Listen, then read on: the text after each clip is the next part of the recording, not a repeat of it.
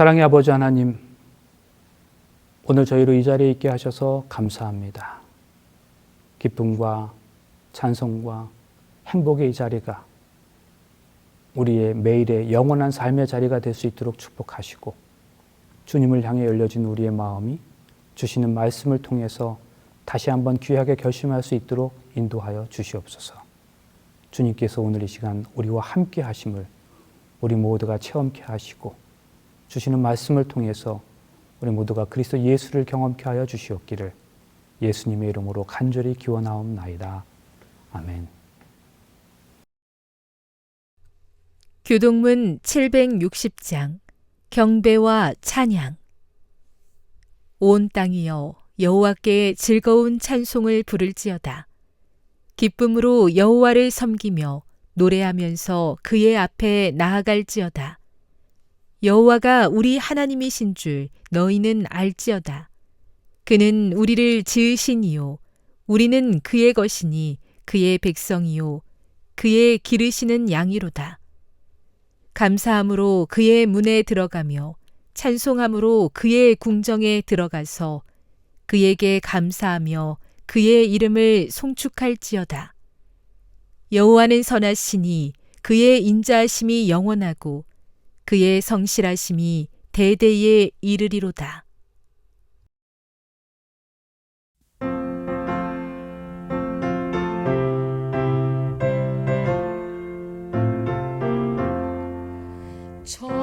찬송하는 소리 있어 사람 기뻐하도다.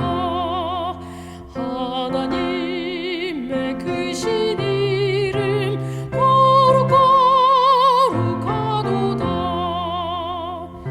천하 사람 찬미하자. 이름 거룩하시도다. 할렐루야 할렐루야 할렐루야 아멘. 하나님의 나라 있어 영원토록 있도다. 하나님의 나라 권세 거룩거룩하도다. 천하 사람 찬미하자. 이름 거룩하시도다. 할렐루야 할렐루야 할렐루야 아멘. 하나님의 뜻이 있어 그 뜻대로 되도다. 우리 아버지의 뜻은 거룩거룩하도다.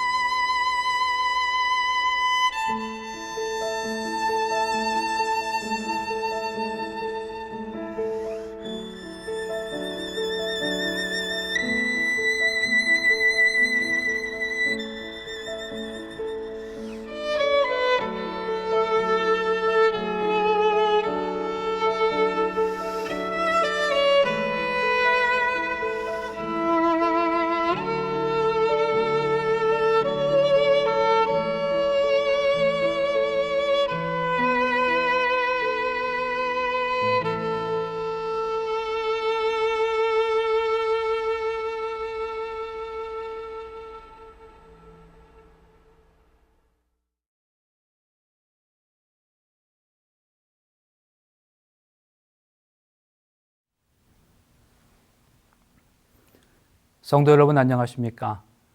행복한 안식일입니다. 귀한 날, 참으로 복된 이 날에 하나님의 귀한 축복을 경험하시게 되시기를 간절히 바랍니다. 제가 미국 앤드루스 한인교회에서 목회하던 때에 운전을 하던 동안에 우연히 시카고의 한 한인 라디오 방송을 듣게 된 적이 있었습니다. 내용은 한 칼럼니스트의 지극히 개인적인 자신의 경험에 관한 것이었는데요. 그때 그의 칼럼은 이렇게 시작되었습니다. 저는 얼마 전 이메일 한 편지를 한 장 받았습니다. 제가 잘 아는 세라 수 존스로부터 온 것이었습니다. 어머니가 돌아가셨다는 슬픈 편지였습니다. 저는 그 편지를 받고 세라 수 존스와 그의 어머니 백재선 씨를 생각했습니다. 뭉클한 아픔이 오랫동안 제 가슴 구석을 떠나지 않았습니다. 계속된 그 칼럼니스트의 설명에 따르면 그는 자신과 이 사라 가족이 처음 만난 것이 1970년대 말이었고 정기적인 한인사회 모임을 통해서였는데 당시 세라는 4살 정도였다고 했습니다. 그리고 오랫동안 소식이 끊겼다가 약 20여 년의 세월이 지난 1990년대 말 어느 날 다시 세라로부터 편지를 받고 서로 간의 관계가 다시 시작되었다고 했습니다. 세라가 보낸 그 말끔하고 격조 있게 쓴 이 편지지 위에는 맥켄지라는 로고가 찍혀 있었답니다. 미국의 젊은이들이 가장 선망하고 경쟁이 치열한 회사 가운데 하나로 꼽히는 이 맥켄지 회사에서 세라는 일하고 있었던 거지요. 그는 자기가 백재선 씨 딸이라고 소개하면서 어머니 소식을 전해왔다고 했습니다. 어머니 손을 잡고 한인 커뮤니티에 나갔던 이 소녀가 20대 후반에 야심만만한 변호사가 되어 있었습니다. 세라 수 존스는 하버드 대학교 경제학과를 마그나 쿰 라우데, 이제 최우등 졸업으로 졸업한 후에 하버드 법대를 다시 우동으로 졸업하여 한 유명한 법률 회사를 거쳐서 맥켄지에서 컨설턴트로 일하고 있었습니다. 사실 세라는 어려서부터 재능이 뛰어났는데 이미 12살 때에 대학교 생물학 시험에서 만점을 받은 것을 비롯해서 수학, 과학 경시대회, 라틴어 대회, 글쓰기 대회에서 수상하고 그 유명한 필립스 아카데미를 졸업했습니다.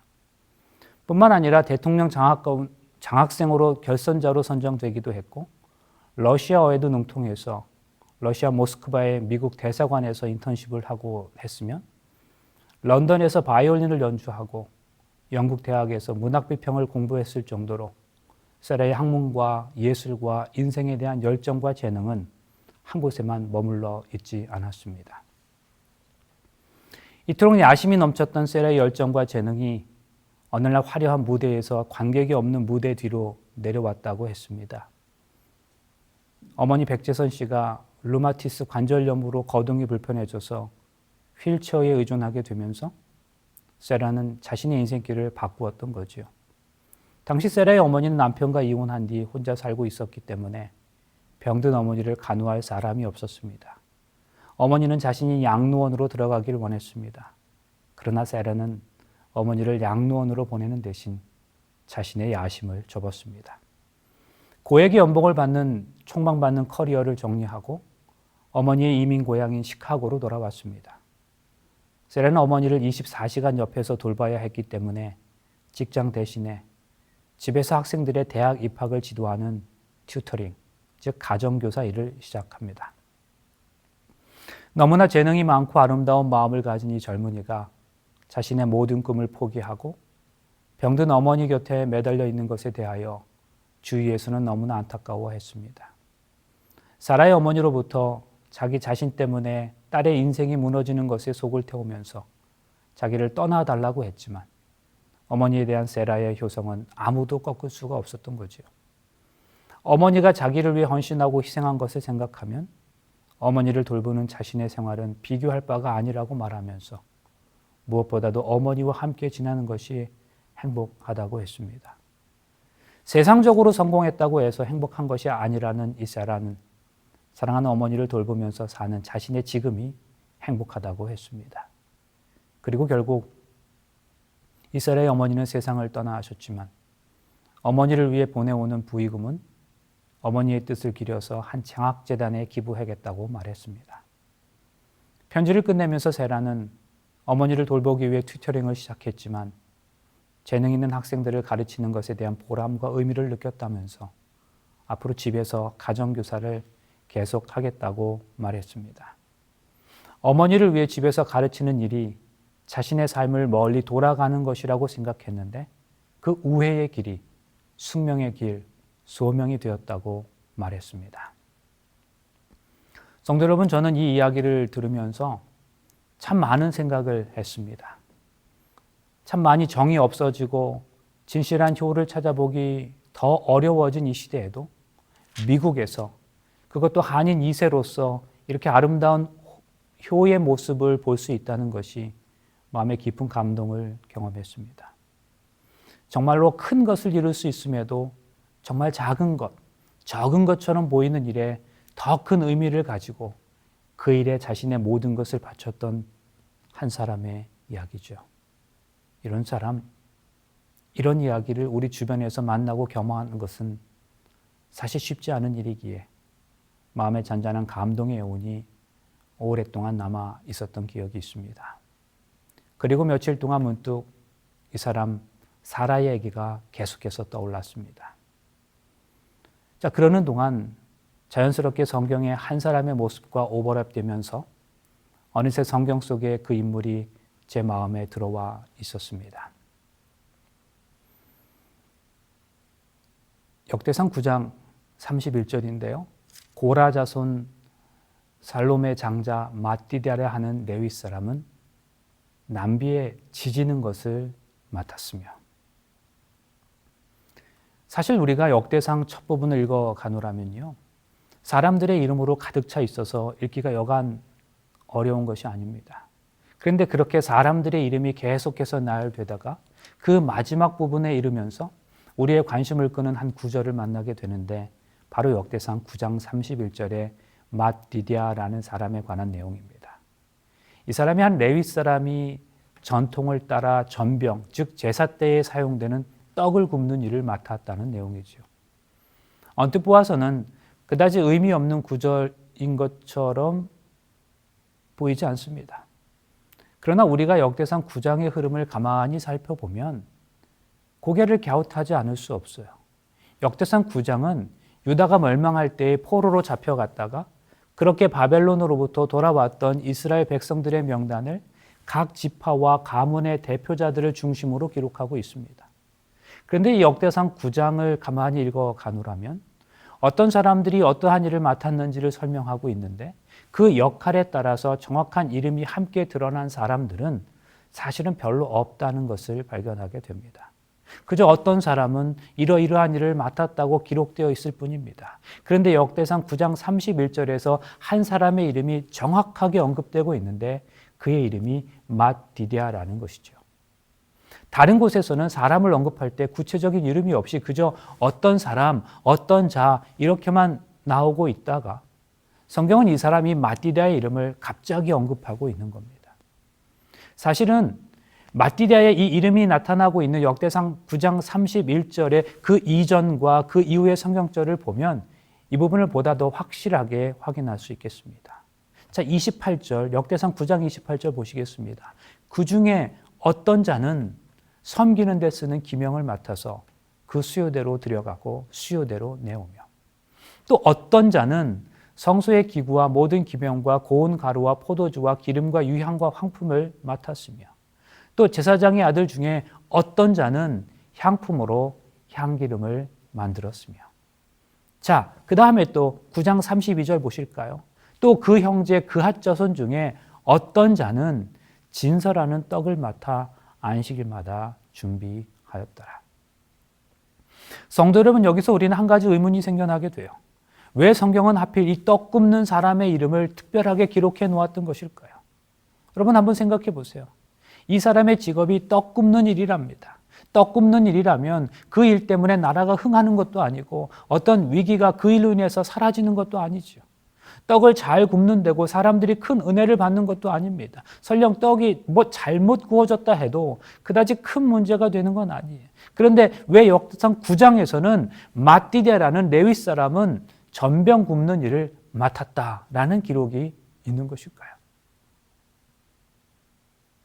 여러분, 우리가 이 문제를 보다 더 깊게 이해하기 위해서는 그 당시 이스라엘의 역사와 시대적 상황을 먼저 살펴볼 필요가 있겠습니다. 이스라엘 사람들이 읽는 히브리어 성경은요, 지금 우리가 가지고 있는 이 한국어 성경과 그 배열 순서가 다릅니다. 그런데 히브리어 성경의 배열 순서를 유심히 살펴보면 성경 각 책의 기록 연대를 매우 잘 반영하고 있다는 사실을 알 수 있어요. 히브리어 성경에서 그 순서에 있어서 가장 마지막에 있는 책이 무슨 책인지 여러분 아시겠습니까? 히브리어 성경은 구약이지요. 그런데 우리 성경에서 구약 성경 중에 가장 마지막 책은 말라기서인데요. 히브리 성경의 가장 마지막 책은 말라기서가 아닙니다. 무슨 책일까요? 바로 역대상하입니다. 그러므로 여러분, 역대상하는 구약 성경들 중에서 가장 나중에 기록된 책 가운데 하나일 수 있습니다. 우리가 그 사실을 알 수 있어요. 구약의 마지막 시대는 이스라엘 역사 중에 포로 후기라고 불리던 때였죠.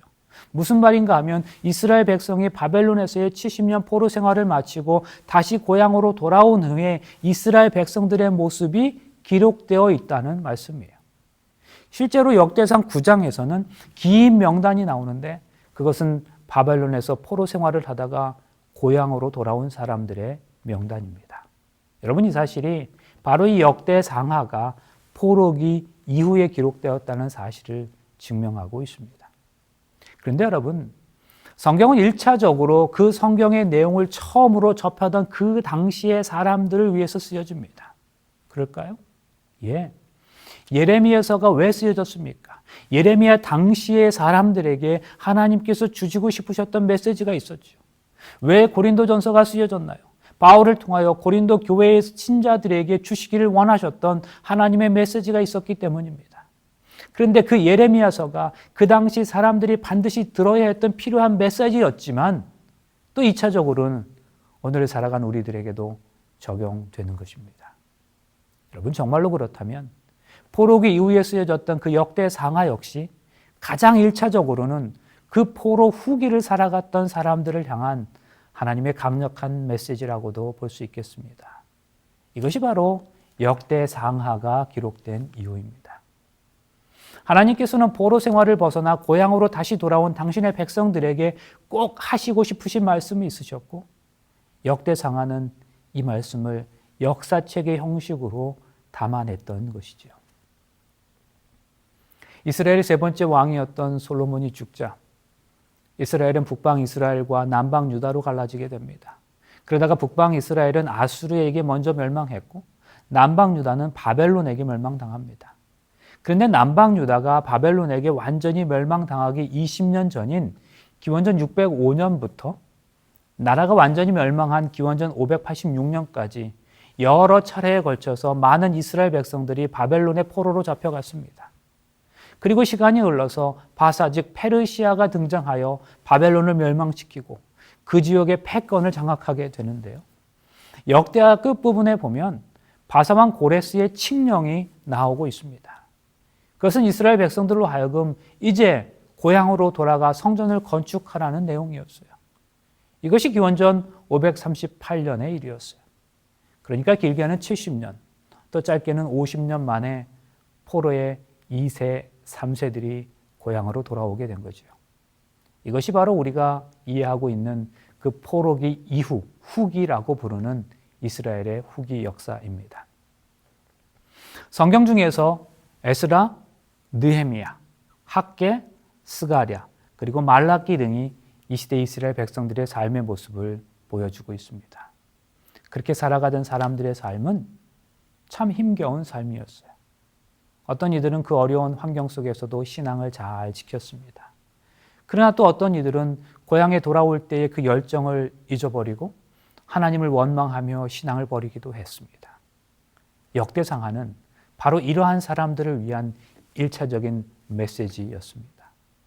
그 시대, 그 한 시대를 살았던 사람들을 향한 하나님의 구체적인 메시지였던 것이죠. 성경은 이스라엘 백성들의 바벨론에서의 포로 생활이 70년 동안 계속되었다고 말합니다. 이에 토지가 황무하여 안식년을 누림같이 안식하여 70년을 지내었으니 여호와께서 예레미야 입으로 하신 그 말씀이 응하였더라. 근데 성경은 바벨론으로 잡혀간 모든 이스라엘 백성들이 강제 노동과 같은 것을 하면서 대단히 힘들게 살았다고 말하지는 않습니다. 그들은 그 나름대로 그 땅에서 뿌리를 내리고 때로는 부와 명예도 누리면서 살았던 것처럼 보입니다.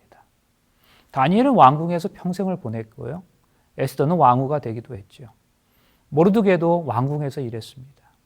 그렇게 70년의 포로 세월을 보내면서 그곳에서 태어난 2세와 3세들은 당연히 그곳의 언어와 풍습에 매우 익숙해졌을 겁니다. 그런데 비록 그들이 이국 땅이긴 했지만 비교적 어렵지 않은 삶을 70년 동안 그 바벨론과 페르시아에서 살아오던 그 사람들에게 이제 고향으로 돌아가 성전을 지으라는 왕의 칙령이 떨어진 거죠. 사실 그 칙령은 명령이 아니었습니다. 옵션이었어요. 필수가 아니라 선택사항이었다는 말이에요. 여러분 생각해 보세요. 이제는 비록 이국 땅이지만 꽤 정착을 한 상태예요. 그런데 예루살렘으로 돌아가려면 지금의 모든 것을 다 포기해야 합니다. 삶의 기반을 다 버려야 합니다. 직장을 버리고 집을 버려야 해요. 그리고 성경은 예루살렘 땅은 그 70년의 생활 동안 완전한 황무지가 되었다고 말합니다. 이제 고향으로 돌아가면 모든 것을 완전히 새롭게 시작해야 했어요. 사실 고향으로 돌아가는 길도 문제입니다. 수백 킬로미터를 걸어서 이동해야 하잖아요. 안전한 길도 아닙니다. 가면 반겨줄 사람이 있는 것도 아니에요. 버려진 땅에서 모든 것을 다시 시작하여 그 땅을 개간하고 농사를 지어야 하는 거죠. 그러므로 사실 예루살렘으로 돌아간다는 것은 와, 드디어 포로 생활이 끝이 났다 하고 환호할 일이 아니라 삶을 통째로 헌신해야 하는 참으로 어려운 결단이었습니다. 와이프의 주석에서도 이 사실을 이렇게 기록합니다. 동양에서는 오랜 기간을 살았던 어떤 한 지방으로부터 한 가족을 이끌어낸다는 것이 쉬운 일이 아니다. 니프루를 발견한 결과 수많은 문서들이 밝혀주기를 아닥사스다 1세 통치 기간에 메소포타미아 지역에 살았던 유대인들 중에는 부자들이 많았다고 한다. 그러므로 에스라와 그의 동료 지도자들이 동행하여 귀환한 수많은 사람들을 설득하는 일은 상당히 어려운 일이었을 것이다. 이 귀환하는 이주민들은 옛 고향에서의 어려운 개척의 삶과 바벨론보다 훨씬 더 적은 안락함을 기대할 수밖에 없었다. 우리가 성경을 가만히 살펴보면 포로 귀환령이 한 번으로 끝나지 않았다는 사실이 그 증거예요. 많은 사람들이 고향 땅으로 돌아가기를 원치 않았어요. 그래서 성경은 포로 귀환이 한 번만이 이루어진 것 아니라 3번씩이나 진행되었다고 말합니다. 첫 번째 귀환은 에스라 1장에서, 둘째는 에스라 7장에서, 그리고 세 번째 사건이 느헤미야서의 이야기입니다. 그 중에서 두 번째 귀환할 때에는 절대로 고향 땅으로 돌아가고 싶어 하지 않았던 그 레위인들을 에스라가 설득하는 장면이 나오기도 해요. 여러분, 우리가 이런 상황들을 이해할 때에 오늘의 본문인 역대사 9장에 나오는 사람들, 그 고향 땅으로 돌아온 사람들의 명단이 나타나는 그 역대사 9장의 그 명단들은 그 사람들은 전적으로 하나님에 향해서 어려운 결단을 내리고 예루살렘으로 돌아온 사람들임을 알 수 있습니다. 그들은 모든 것을 버리고 고향으로 돌아왔어요. 더 잘 먹고 더 잘 살기 위해서가 아니에요. 오로지 한 목표, 하나님의 성전을 세워서 하나님께 영광을 돌리기 위해서 그 삶의 모든 것을 포기했던 사람들이에요. 그런데요, 그러한 위대한 결단을 내렸던 사람들을 열거하다가 그리고 그들 중에서 하나님의 전에서 봉사하는 사람들의 명단을 언급하면서 바로 이 ματ디디아의 이름이 나타나고 있는 겁니다. 자, 여러분, 이제 맛디다의 편에서 이 상황을 좀 이해해 보겠습니다. 맛디다는 아마도 다른 사람들이 그러했던 것처럼 포로된 땅에서 안정된 직장에서 잘 지내고 있었을 거지요. 그럼 그에게 어느 날 예루살렘으로 돌아갈 수 있다는 소식이 전해졌어요. 그런데 그가 예루살렘으로 돌아가면 어떠한 일을 할 수 있을까요? 사실 그는 레위인이었습니다. 그러므로 레위인은 성전에서 조상 대대로 내려오는 일을 해야 했어요. 그가 맡은 일은 떡 굽는 일이었답니다. 생각만 해도 지루한 일이죠. 게다가 자신이 선택한 일도 아니고 일방적으로 주어진 일이었어요. 이런 면에서 보자면 레위인들은 다른 사람들보다 고향으로 돌아가기가 훨씬 더 어려웠을 거라고 생각해요. 역대상 9장에 나타난 레위인들의 업무 목록을 보면 한숨이 절로 나옵니다. 문지기, 기구 나르기, 제사도구 관리, 찬양 이런 거예요. 사실 찬양 이외에는 그다지 즐거울 만한 일이 없어요. 그런 일을 평생 해야 한답니다. 부담이 얼마나 갔을까요? 그런데도 레위인들은 돌아왔고 그 가운데 한 사람이 마띠되었답니다. 자, 그러면 이제 여기서 다시 한번 생각해 보겠습니다. 탁월한 리더십이 필요한 것도 아니고 특별한 기술이나 창조력이 필요 없는 일, 잘한 티도 나지 않고 못한다고 큰 문제가 생기지도 않는 일, 한마디로 영향력이라고는 거의 없는 그 일을 하는 마띠디아를 성경은 왜 이렇게 특별하게 그의 이름까지도 거론하며 기록하고 있는 걸까요? 왜 성경에서 이 마띠다의 이름이 언급되고 있는 걸까요? 여러분, 이 질문에 대한 대답은 매우 단순합니다. 그것이 중요한 일이기 때문이죠. 하나님의 시각에서 볼 때는 마띠다가 하는 그 일이 매우 특별한 일이었기 때문입니다. 사실 마띠다의 그 일만 특별한 것이 아니라 별것 아닌 듯이 보이는 레위인들의 그 모든 일, 역대상 9장에 나오는 그 모든 일이 하나님 앞에서는 너무나 특별했습니다. 그리고 여러분, 어디 레위인들의 일만 특별했겠습니까? 당대를 살아가던 한 사람 한 사람의 삶이 하나님 앞에서는 다 특별했습니다. 하나님의 백성으로서 하나님의 성전을 향한 열심 때문에 모든 것을 포기하고 다시 예루살렘으로 돌아온 사람들인데 하나님이 왜 그들 하나하나를 특별하게 여기지 않으셨겠습니까? 밭 가는 일이든 그릇 나르는 일이든 불침번을 서는 일이든 어느 것 하나 하나님 앞에 귀하지 않은 것이 없는 것입니다. 그러면 여러분, 왜 마띠다입니까? 모든 일이 모든 사람이 다 하나님 앞에 소중하고 특별하다면 그들 모두의 이름이 언급되어야 하는 거 아니겠습니까? 왜 마띠다 이름만 이곳에 기록되어 있는 것일까요? 사실 성경은 이 부분에 대해서 우리에게 침묵하고 있기 때문에 우리가 다 이해할 수는 없습니다. 그러나 한 가지 분명한 것이 있습니다. 마띠다는 자신이 맡은 그 특별한 일을 특별한 일답게 했을 것이라는 사실이에요. 전병 굽는 일, 그냥 쉽게 할 수도 있는 일이지만 마띠다는 온 정성을 기울였을 거예요. 하나님께서 기억하실 만큼 말입니다. 사랑하는 성도 여러분, 이것이 바로 당대를 살아가던 지친 유대인들에게 주시고자 하셨던 하나님의 귀한 메시지였습니다. 하나님의 성전을 위해, 하나님을 위해 헌신한 사람들을 하나님은 결코 잊지 않으신다는 사실이에요. 버리지 않으십니다. 성경에 기록할 만큼 기록하십니다. 이스라엘의 위대한 지도자들 중에서 역대 상하의 명단에 들지 못한 사람들이 많이 있었을 거예요. 그러나 아무도 주목하지 않는 그 일을 온 마음으로 감당했던 그 마띠디아, 아무리 열심히 일해도 부자 되는 것과는 상관없는 그 일을 기쁨으로 계속한 마띠디아를 하나님은 분명히 기억하시는 겁니다. 무명한 자 같으나 유명한 자요. 죽는 자 같으나 보라 우리가 살고 징계를 받는 자 같으나 죽임을 당하지 아니하고, 근심하는 자 같으나 항상 기뻐하고, 가난한 자 같으나 많은 사람을 부유하게 하고, 아무것도 없는 자 같으나 모든 것을 가진 자로다. 무명한 자 같으나 유명한 자. 여러분, 이게 바울의 고백입니다. 무명하면 무명한 것이고 유명하면 유명한 것이지 무명한 자 같으나 유명한 자라니 이건 도대체 무슨 뜻일까요? 세상에는 무명한 자 같으나 유명한 자가 있고 유명한 자 같으나 무명한 자도 있습니다. 유명한 자 같으나 무명한 사람, 어떤 사람일까요? 아무개 하면 권력과 재력으로 유명해요. 그러나 하나님은 그를 모른다 하실 수 있습니다. 이 세상에서는 유명하지만 하나님 앞에서는 이름이 없는 사람, 그는 유명한 자 같으나 실제로는 무명한, 참으로 불행한 사람입니다. 그러나 반대로 무명한 자 같으나 유명한 자가 있습니다. 여러분, 마띠다는 그런 사람이었어요. 세상 사람들은 마띠다라는 이름을 알지 못해요. 그러나 하나님은 아시고 그래서 그 하나님의 책에 그의 이름을 기록하셨죠.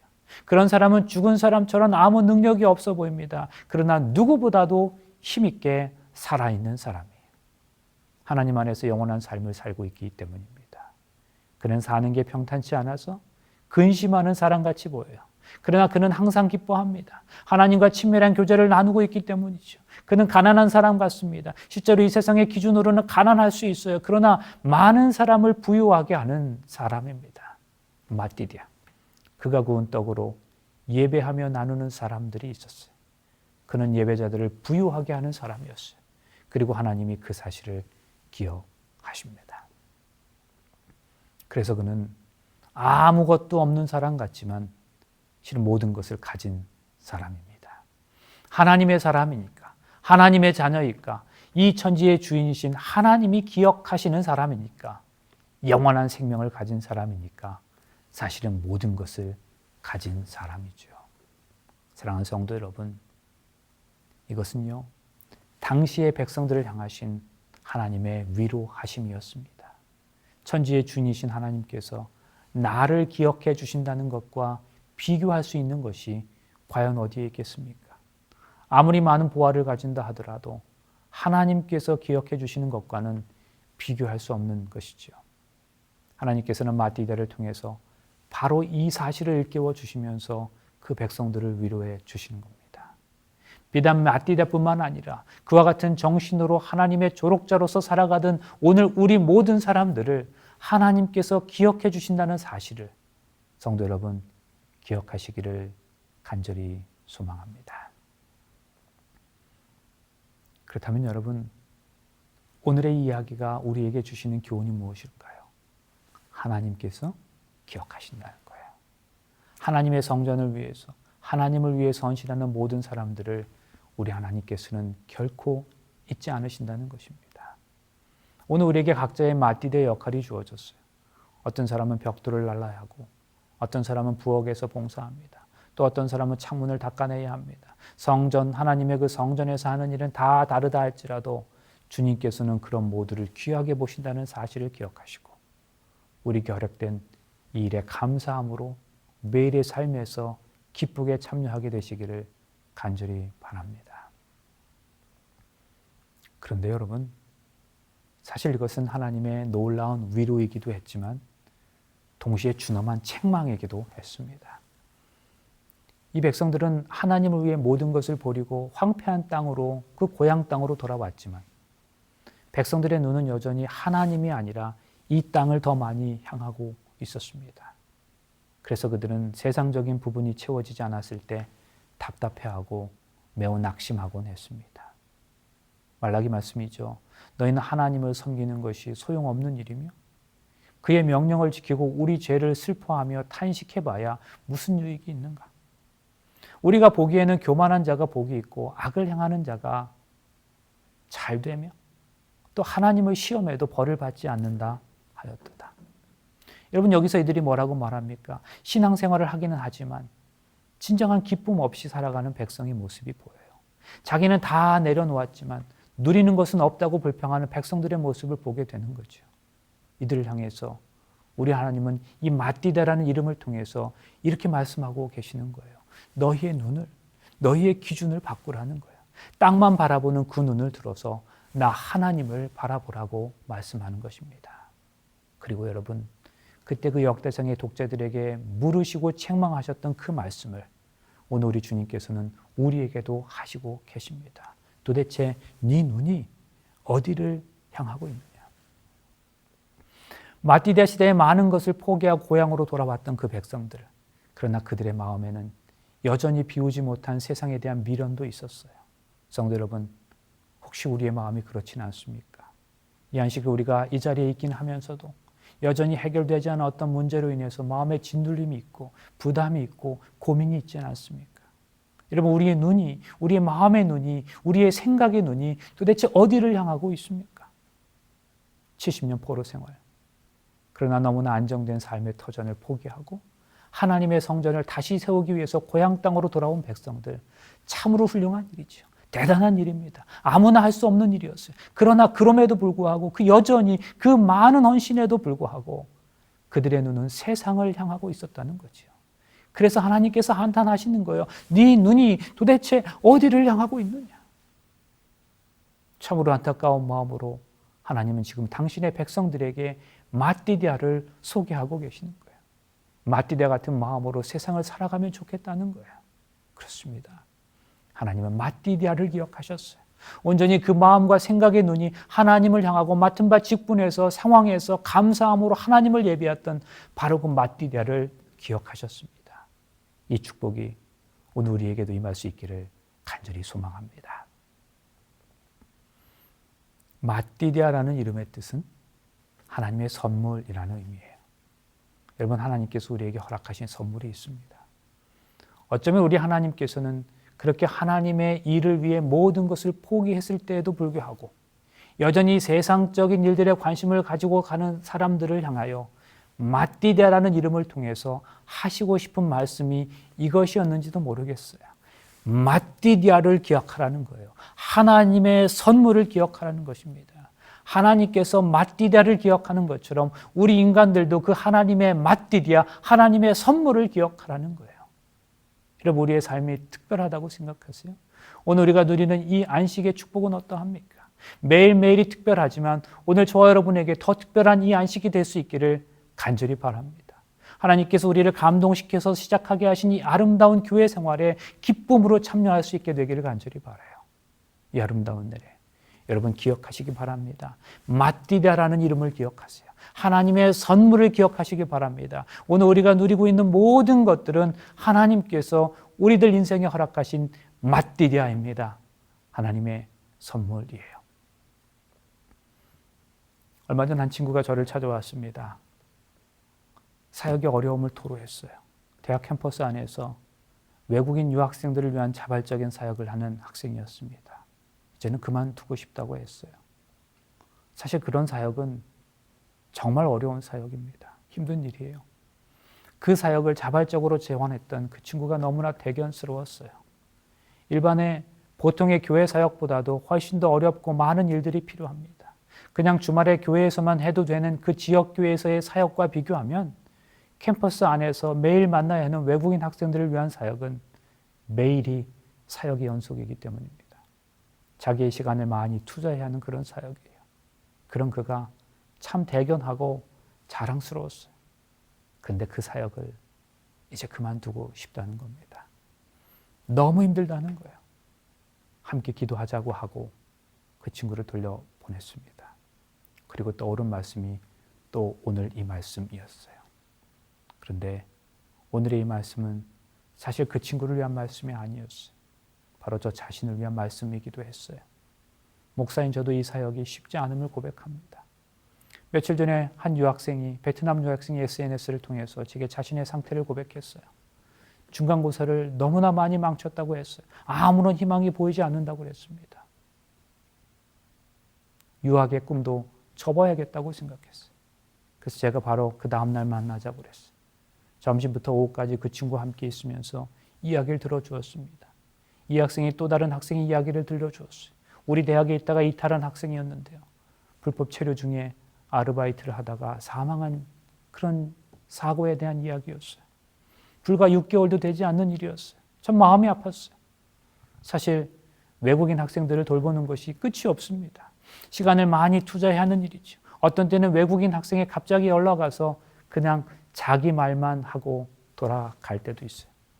어떤 도움이 필요하냐고 물으면 그게 아니라 그저 자기 말만 들어달랍니다.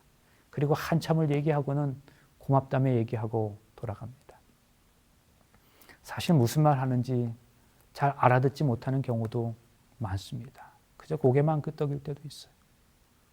이제 사실은 제가 다른 맡은 역할이 있지만 이 학생들에 대한 영적인 부담이 제게 여전히 있어요. 그러면서도 이 일이 무슨 의미가 있겠어? 이제 내가 새로 맡은 일이 있는데. 이런 생각을 하고 있던 제게 오늘 이 말씀은 우리 주님께서 개인적으로 제게 주시는 말씀이었습니다. 사랑하는 성도 여러분, 이 교회에 마띠디아가 필요합니다. 그 마띠디아가 오늘 우리들 각자가 되시기로 결심하시기를 간절히 바랍니다. 오늘 제가 가장 먼저 결심합니다. 우리 주님을 위한 영원한 마띠디아가 되겠습니다. 내 인생에 허락하신 하나님의 선물, 그 마띠디아를 영원히 기억하며 살겠습니다. 그리고 성도 여러분, 육체적인 몸이 이방 땅 바벨론에서부터 고향 땅으로 옮겨왔던 것처럼 그 마음도 신앙까지도 우리의 영원한 고향인 저 하늘로 옮겨지는 우리 모두가 되시기를 간절히 바랍니다. 마띠디아, 하나님의 선물입니다. 하나님께서 우리에게 허락하신 그 모든 것들, 그 하나님의 선물들을 다시 한번 하나님께 드리셔서 하나님 앞에서 더 고임받고 사랑받는 우리 모두의 삶이 되시길 간절히 바라면서 말씀을 마치겠습니다. 이제 잠깐 기도하시겠습니다. 사랑의 아버지 하나님, 오늘 이 시간 마띠디아 이야기를 통해서 주님께서 우리에게 교훈하여 주시니 감사합니다.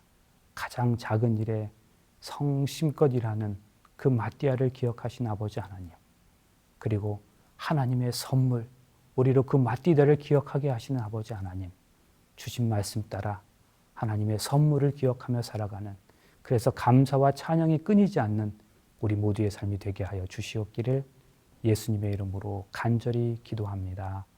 아멘.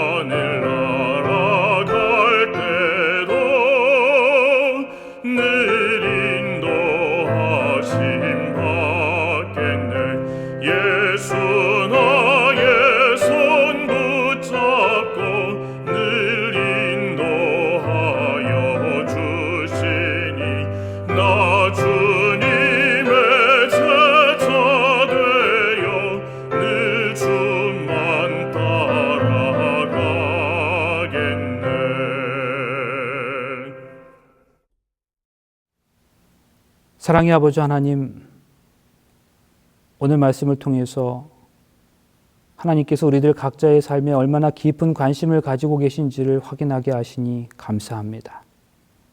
주님께서 우리들 각자에게 맡겨주신 일들에 대하여 그것의 크기와 역할에 관계없이 감사함과 성실함으로 실천할 때에 하나님께서 그것들을 매우 크게 보신다는 사실로 인하여 또한 감사합니다. 우리 인생에서 하나님의 선물 마띠디아를 기억하게 하셔서 늘 감사와 찬송이 끊이지 않는 삶이 되게 하여 주시옵소서. 또한 그러한 삶을 실천했을 때 그 실제의 그 마띠디아의 삶이 오늘 우리의 삶이 되게 하여 주시옵소서.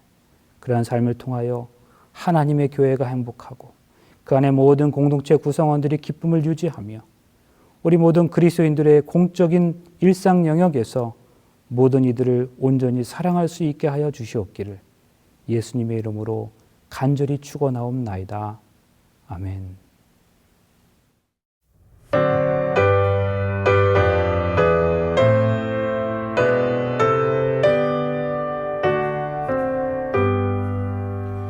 내 주님 오시리 확실히 오시리 내가 공중에서 주를 만나겠네